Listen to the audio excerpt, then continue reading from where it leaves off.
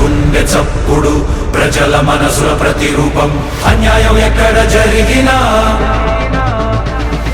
ప్రశ్నించే ప్రజాస్వరం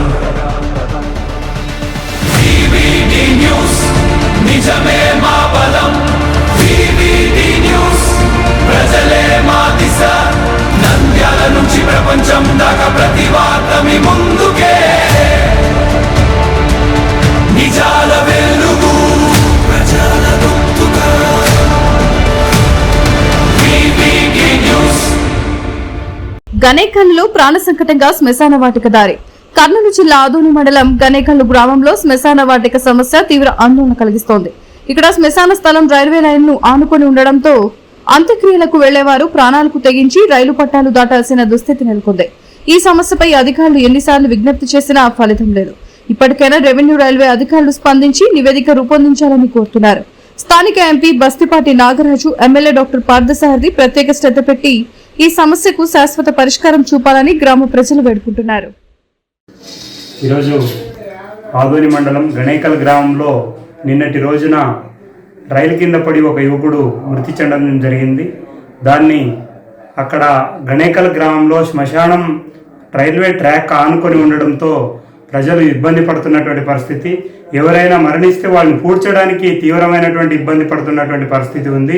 మరి గతంలో కూడా ఉన్నటువంటి గత ప్రభుత్వం కూడా హామీ ఇవ్వడం జరిగింది, శ్మశానం ఏర్పాటు చేస్తామని చెప్పేసి. ప్రస్తుత ప్రభుత్వంలో కూడా జనసేన పార్టీగా మేము కూడా ఆ గ్రామానికి వెళ్ళి ఆ గ్రామంలో శ్మశాన వాటిక లేదు దాన్ని ఏర్పాటు చేయగలుగుతామని చెప్పి హామీ ఇవ్వడం జరిగింది. స్థానికంగా ఉన్నటువంటి గౌరవ శాసనసభ్యులు డాక్టర్ పార్థసారథి గారు దీనిపైన దృష్టి పెట్టాలి. అదేవిధంగా పార్లమెంట్ సభ్యులు ఎవరైతే బస్తిపాటి నాగరాజు గారు ఉన్నారో వాళ్ళు కూడా దీని మీద దృష్టి పెట్టాల్సినటువంటి అవసరం ఉంది.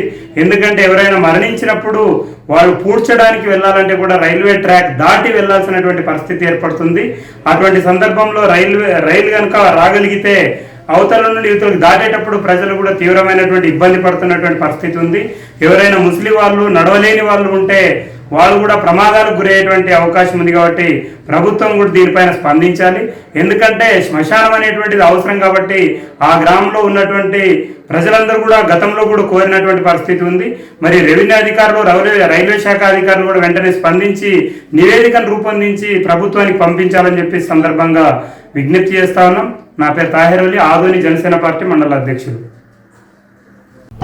వివిడి న్యూస్ టీవీని తక్షణమే సబ్స్క్రైబ్ చేసుకోండి. నోటిఫికేషన్ కోసం క్లిక్ చేయండి.